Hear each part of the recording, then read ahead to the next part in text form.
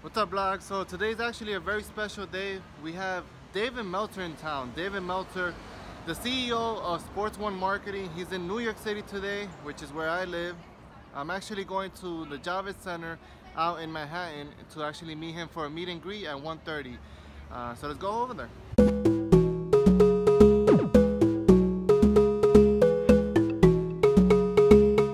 Just made it to the city. About to go meet David Meltzer, and just to give you a little background on who David Meltzer is and why I'm actually going to meet him. So David Meltzer is the CEO of a company called Sports One Marketing.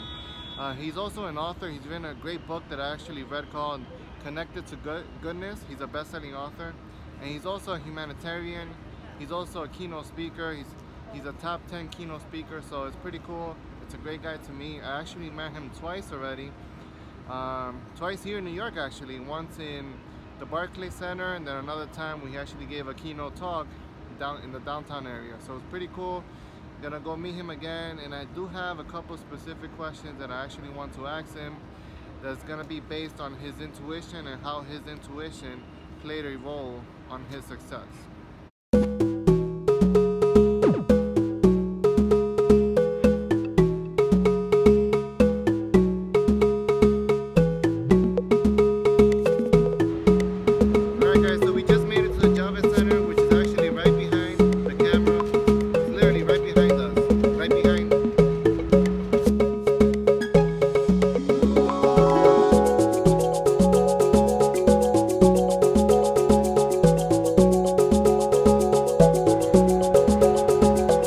It's about 1:22 right now. I'm like 8 minutes earlier. He's got to find the place inside right now.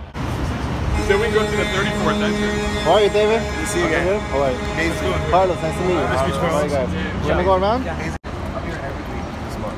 I saw that, yeah. I think you're having something with Scott Duffy as well. Yeah, he's got me speaking with Brian Cashman, the gentleman of the Yankees, at Yankee Stadium on Saturday the 26th. What's up, Bradley? How you doing, man? Good, and you? Pretty good. What's up, brother? How you feeling? I'm feeling good. How about Yeah? you? Feeling good, bro. Yeah. This is a great meetup. What's your name? My name is Joe. And you're on Instagram as well? Yes. Where Joe, do we follow you? At Joe Jelani. Joe Jelani. I'll put it somewhere here. You got it. Thank you very much. Hey, vlog. So the man of the hour is here. He's right there. Somewhere right there. We're just trying to find a location, I think, where to meet for a little bit, a meet and greet, ask him a couple questions, and then make it happen. Got his whole team over here, got some people here. My man over here, James Amir. Hey. And it comes in order to shift the paradigm of value, you truly have to trust the universe. And the problem is, that even the younger you are, you don't have enough data to trust it. Right? You don't have enough data to trust it. As you get older, you start getting data where you can trust it, because you can look backwards and say, man, I wanted to be a sports agent, and it took from the time I was 18 years old until the time I was 38 years old to be the CEO of the most notable sports agency. But when I look at my path, it was really, the more I trusted the universe, the better it was.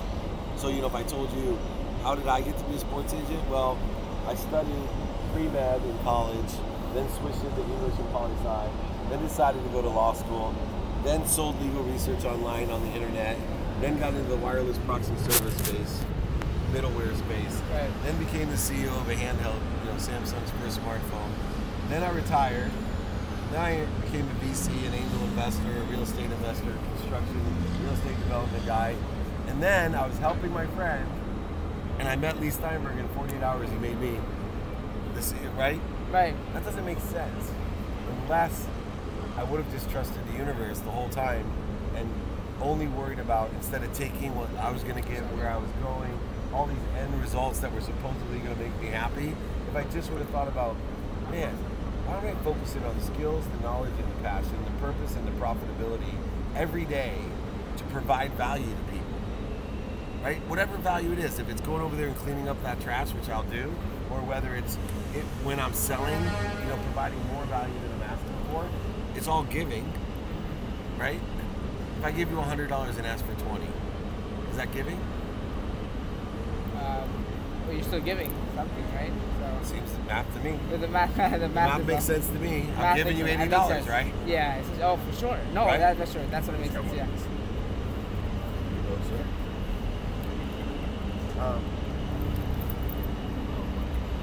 So when I started realizing, man, the more I trust the universe, the more I let go, know that the universe is gonna catch me. Yeah. Now, that is combined with this new thing I stole from John Asseroff, the law of, so that's the laws of the universe, right? The more you give, the more you get. Don't give to get though, it's not trading. Just the more you give, the more you get. Always look to do good deeds, no matter what size they are. But there's another side to it that most people don't realize. It's the law of Goya. Yeah. I keep talking, right? Get off your ass. Providing value is taking action. And if you look at Napoleon Hill, Einstein, all of the greats, they all talk about action. Right? They don't talk about some passive sit around and wait attitude. Mm-hmm. But to provide energy is to provide value. And so the best piece of advice I can give people is, what value can I bring today, both asking for it in a theoretical sense as well as taking action for it. So actually walk over and pick up the trash. Not just think in the morning like I do, that God put 10 people in front of me that I can help. Actually post up there saying, hey, I got this hour, come meet me, I'm here just to help you. You want my book? I'll give it to you for free. You don't gotta go online and buy the brand new book. I'll give you my book for free. I'll ship it to you even, I'll pay for it. Take the actual action, walk the walk. And yes, because of your ego and time, you're gonna be fearful and say, God, I don't see the results, right? And then you gotta cancel that and tell yourself, it'll come at the right way at the perfect time. You gotta trust it though. Every time I gave money, when I first went bankrupt, I started giving money, and I wrote a check. Yeah, so I go bankrupt. Literally, it was a horrible bankruptcy because I was in a lawsuit and the guy was abusive towards me. Like, you know, illegally took all the shit out of my house. You know, just off of 3 big moving vans and sheriffs outside, and I'm traveling, you know, to spring training, and I got my wife crying. So I started making money. I'm bankrupt now. No house, cars, motorhome, boats, everything gone. Golf course, ski mountain, gone. So I make, you know, first decent check, and I tell my wife, I'm working with Warren, I said I'm gonna write Crescent Moon a check. I'm gonna give my money. I got 3 daughters that aren't even in high school yet. I got college, graduate school, weddings, clothes, food. I write that check because I decided what's the most valuable thing I've learned through this? Trust the universe. Be of service. You know, live in a world of more than enough.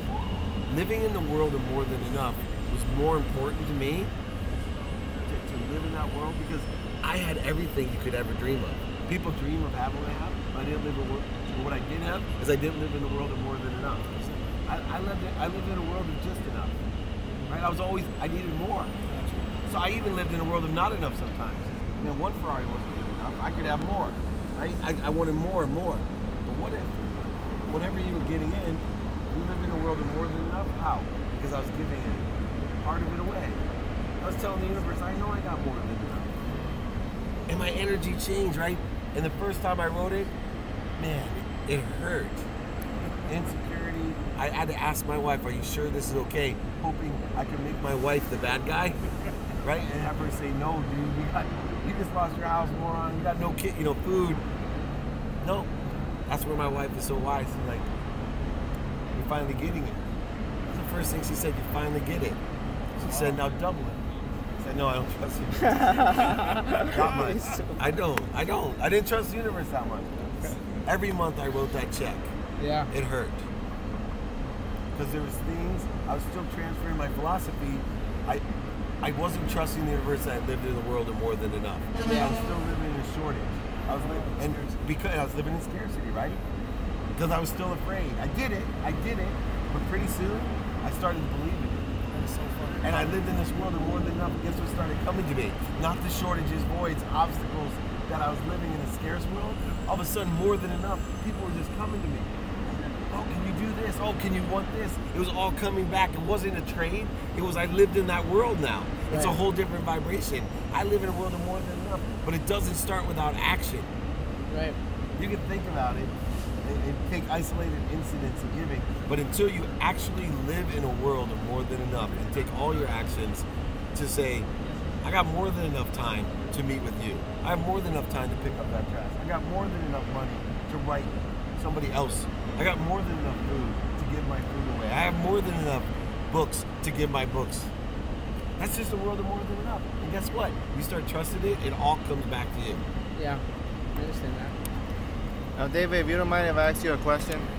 Cost you $1. Just make sure it's... I got you. I got you both in. Yeah, please. Yeah. Yeah. More than enough. Is both good? Overtime. All right, cool. You get it like more, so if you don't mind. Yeah, thank you, man. My goal is to live in a world where I can give 90% of everything away. And not only me, like children. I really appreciate it. Is it recording? Yeah, it's Yeah? recording. All right, David. So the question I want to ask you is a very specific question, and it's based on this book that I'm writing on your intuition, okay? And it's kind of like a two-part question. Basically, I want to ask you how your intuition has helped you on your journey towards success, even when you had that big failure and lost all your money, how that played a role, and then not just following your intuition, but actually, so let's say, oh, my intuition says, let's open up this business, for example. All right, let me get the right, maybe the team or experts or people maybe in that field that are successful. Let me see what kind of counsel they give me, and then see how I can actually go forth with it. Of course. So first, inspiration is an awareness. We're always in intuition. We're always in a state of things coming through us. It's, are we aware of it coming through us? And so for me, I'm constantly in a state, an intuitive state. My thing is, how aware am I of what is being given to me? And then the second part of your question is, how do you execute on the gifts that you're given? The intuition that you're given, the inspiration that you're given. How do we act upon that according to what we want, our values, personal, experiential, giving, and receiving values. According to my values, how am I going to execute on what I've just been given? Right. That gift of intuition. Two ways. One, to be of service. The other is to ask for help.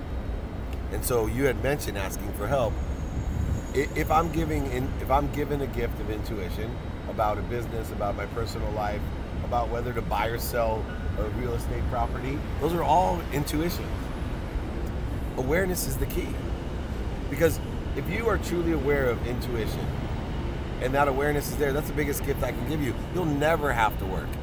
Let me give you an example. If I'm given an intuition, an inspiration, a seed from the universe, that gold is going to go up, and I trust the universe and I trust my intuition and I know it to be true because of my awareness, how can you not be a billionaire if you know gold's going up? Right. All you gotta do is ask an expert in gold saying, hey man, I guarantee you gold's gonna go up. What should I do? And he's gonna tell me the vehicle to do. Even if I don't have money, because I'm certain of it, I will go beg, borrow, and steal for enough money and give it back to the people that gave it and still have a portion for me. Intuition and combined with awareness is the key.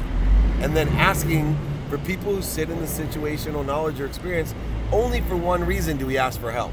Most people don't think about this. What do you think it is, by the way? Why should I ask for help? Learn from others' experience? Yeah, but so, why? Only one variable. It's one of the two variables that screw up your life. Time. What is you ask Save time? for people? You can figure it out yourself. Interesting. The only reason I ask for help, I want to save time. Save time. I want to leverage, man. You've done it. You know, there's so many things like I don't know how to do. That's why we hire a TV repairman. I can figure it out. I could figure it out. Right? A matter of time. A matter of time. Second is ego. Gotta live in radical humility to ask for help. Why? Because you have to admit to yourself that you don't know something. You're not good at it. Or even if you are good, there's someone better. Just time. And eventually, time-wise, I could get as good as somebody else or learn how to do that. I know how to read, I know how to think, I know how to execute. There's not anything I can't understand, but I'm not sure I have, 6 years to go study medicine to go figure out why, my arm hurts. Yeah. Intuition is that it's the seed. That's the seed, that's the gift. So many people, we were talking earlier, Paisley and I, of that. I said, well, why doesn't everyone have this ability to do that? And it was truly, they're just not aware, and two, they're not interested in being aware. They have no desire. They're happy. He gave me a friend. They're comfortable, right? The Bible even says, right, there'll always be poor among us. Not because they don't get intuition, not because they're not connected. Number one, they're not aware, and two, they don't want to be aware. I say practice being aware. Practice being aware of more of what comes to you, inspiration or intuition. And then just ask for help. When you get your intuition, go ask for help. Fear. Time and ego. And then you're married, I'm married, you have a family, and these are things that I'm actually talking about with my wife now. What's the best way to go about it in terms of what you're doing and becoming successful and relating that with your wife? You just said the key words. Communication. Relating with your wife. Make it relative to your wife. Relate it to her. And that could be her participating, either physically participating in it, or emotionally participating, or intellectually participating. Relating. How do we do anything? Simple. Connect on emotions. Mm-hmm. If you can connect emotionally to your wife about what you're doing and make her a part of my wife, I couldn't do anything that I've achieved. I couldn't do without her, because she's the most relative person in my life. I relate to her. She's there.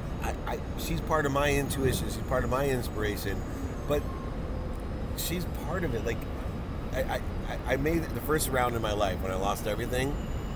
I thought I was helping her by taking care of everything. She didn't know anything about my finances. She didn't know anything about what I was doing. And I thought I was giving her a great gift of a live-in nanny, didn't have to do anything, beautiful cars, beautiful daughters, the spa, the trips. You know what I gave my wife the second half of my marriage? I related everything to her. Everything, I relate to her. Does she run my business? Not a chance. Okay. Not physically, not a chance. But she is heavily attached. Yeah. To my business. Yeah.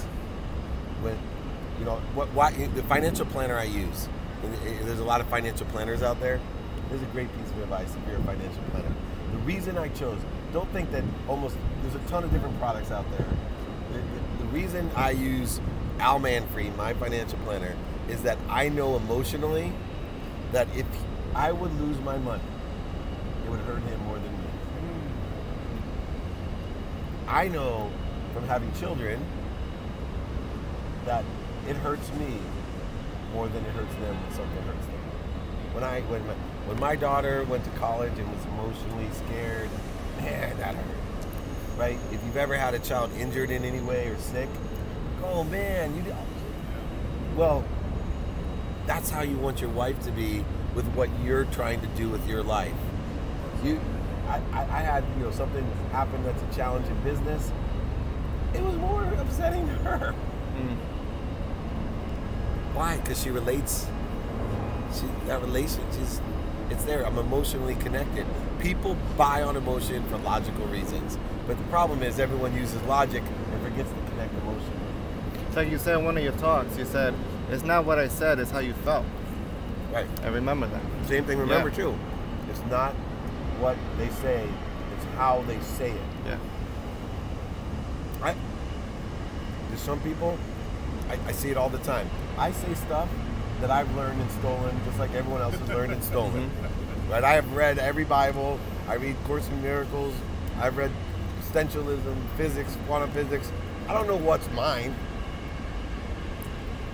but it's how I say it. All of a sudden, people call me a genius, and you can say the exact same thing. I've had it happen to me. Lee Steinberg was that way, where I learned it most. I would do deals 3-4 months, do everything, say the exact same thing. That guy could come into a room and say, "the," and the people would be like, "Oh my God, he's a genius." Yeah. Why? Because it's how he said it. Yeah. My wife rocked my world one time. She said this: "Why is it?" This is when I was lost. Why is it you treat people that you don't even know better than you? Oh, yes. You'll go out of your way to meet these guys. You go out of your way to walk. You go out of your way, right? Like, I'm having dinner with you, and you're on the phone with everybody else. But then, why is it? Don't you love and appreciate me? I still get choked up that I was that lost. And how many people out there, right? How many people out there are that lost that you're treating people you don't even know that'll call you on a whim or don't even care about you more than the people that are most relative or care the most about you. And the best way to correct that is to tell them every day, whether it's your mom, your dad, your siblings, your kids, your wife, I love and appreciate you. It's a little variation. And even if you said it the exact same way, it still work. I promise you. As much as thank you works. Cool. Talk to you tomorrow. Okay. All right. Thanks for spending your day. Thank you. Yeah. My pleasure. Take care, man. I hope it was a good time. Great meeting you. It's been a pleasure. Definitely my pleasure. Mine too. Look forward to it. Enjoy the rest of the day. Thanks, Faze. Yeah, I'll let you enjoy your lunch, but I don't know. No. I'm here for you as long as you don't mind. No, Chewing. trust me. I've seen you a couple times on stage and off stage. We once spoke on the phone a few years ago when I first met you. We first spoke on the phone, and I had told you a little bit about something that I had as a long-term project, a goal of mine. And I mean, this is a while ago. I know you speak to a lot of people, but it's always been a goal of mine to in the future own a Major League Baseball team. And I think we spoke briefly about it. We spoke about it long and depth, and you were telling me a few things, and obviously enrolling me in it. I had the same conversation with Mr. Jeff Hoffman, who I know you saw at City Market as well. And same thing, it was the same feedback. Obviously looking into who's done it and how they did it. It's sort of like backtracking. And that's Jeff's thing as well, like backtracking. And, how in everything that you're doing, obviously in the long-term goals you have, obviously the whole idea throughout the whole process is giving. Right? Giving not to get, but just give to give. Yep. And you end up getting anyway, right? It's just how it works. Because it's okay to give and ask big, but don't give to get. Right. Like give and then ask for yourself big. Like own a baseball team. Yeah. Ask it. Yeah. But don't give and say, if I give you this, universe, please someday give me mine. No. I'm gonna give, and I want someday to have it separately, as big. That's what I want. Okay. As rapidly and accurately as I can. Okay. That's fair enough. So you in everything that you do in your daily, that's what keeps you consistent. Is that one thing that's the one thing that just gets you? Absolutely. I mean, I put passion, purpose, and profitability into everything I do. It's all relative. Like even spending time with my family, I make it passionate, purposeful. But people ask, what do you mean you make it profitable with your family? Because I make sure I use the time valuably, that it inspires me, and there's a profitability to having a relationship with your family. Yeah. There's an economic benefit to being happy in your family life. So yes, I put passion, purpose, and profitability. Give you an example. I have a daughter that's a cheerleader. Other guys tell me, oh, I'm too busy, I don't know anything about cheerleading, I don't go to the game, You know what? I go to the game. I make sure before the game I give her a big hug, tell her, I can't wait to see you cheerlead, I'm so proud of you. I tell her, I think you're the best one. I tell her, wow, you keep working hard, you probably get a scholarship to college. Whatever I believe at the time. I love you so much, I'm so proud of you. And then I go up in the stands during the game, and I keep my eyes on her, watch a little bit of the game, whenever I can catch her eyes, I give the wave, so she knows that it's important to me. I'm supporting her. How does that make me profitable? Because I put my earbuds in, and I take 6 or 7 or 8 phone calls, overview calls to help people with business coaching, right? Why not?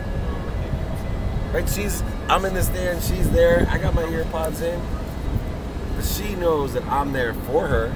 I'm paying attention to her, the only attention I could give, and it doesn't matter who I'm listening to. I'm there, I'm present, I showed up for her. That's passion, purpose, and profitability all in one. Everyone tries to separate it. You don't have to do that. Didn't want to call you back. Because for any one of you guys, I don't even know you that well. I would take a minute to tell you what's going on. Yeah.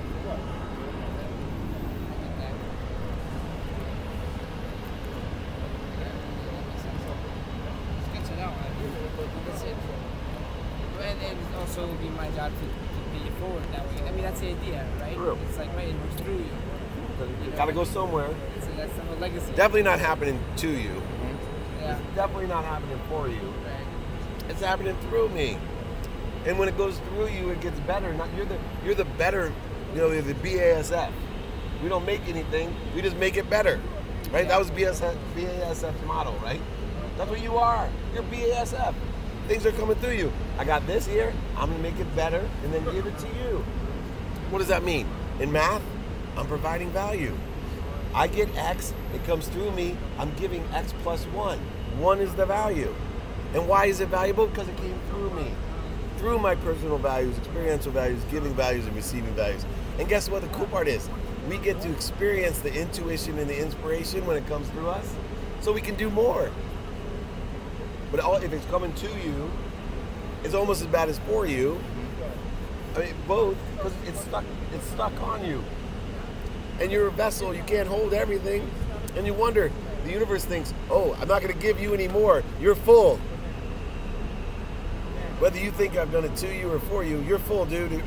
It came to, it gotta come through you. Add the plus 1, right? Add the plus Dave, the plus Anthony, the plus Johnny, the Justin, the plus Bradley. Add it in there. You're making it happen. So we get it, and then what makes it even better is we can go ahead, and since everything's coming through us, it doesn't just happen here. I can go and call you about things you know. I can call you, and if you don't know it, I can ask you, do you know anybody? Hey, who's that guy that you mentioned? Right? What's his name? Can he help me? I'll ask for you, dude. Coming through you. Coming through you. Yeah. So I don't care what industry it is. I don't care how much money it is. It's the same formula. Yeah. Makes perfect sense. You know? Yeah. And don't let your ego get in the way of, even having to show up here. I'm glad you did, because it can come through me. But let it be every day if you need it to be every day. And if it needs to be an investment, if you need one-on-one coaching, right? If you need specialized help, then make sure the person you get it from, if you got to pay them, that there's exponential value. Somebody pays me to coach them, $5,000 a month. Gonna come through me, here's $10,000. Can you see any reason to want to coach you? No. Exactly. But I'm not going to take someone's $5,000 and then hand you $1,000 and feel good about that. I'm giving your money back. That's true about everything. Money's an energy like anything else. Add your equation to what you receive and give it out. Let it come through. Add your own, I got the Dave Meltzer quotient that I'm writing, right? It just comes to me plus Dave Meltzer. Comes to me plus Dave Meltzer. Comes to you. The more we receive, so productivity on the calendar, right? The productivity, but also accessibility is so important for now you understand why. Because if I'm not accessing from the universe or other people, right? If I'm not accessible or being accessed, right? There are two sides of accessibility. If I'm not accessing, meaning I don't make myself accessible to you, I have nobody to give the through to. There's no value. And if I can't access that which inspires me, the intuition that you were talking about, or somebody else's help or advice, then I got nothing to give you. So when people say, oh, don't steal this, or this is mine, or bullshit, you got it somewhere, either through intuition, reading, writing, asking for help, and then give it out. But you're doing a favor by giving it out, because it's not just what you received, it's plus your exponential factor, the plus X, plus DM. Right? I got X plus DM equals X plus DM. Out to you. Yeah. It's easy. Thank you for that. Yeah, thank you guys. All right, last question. Last question. Brad, you want to get the Uber?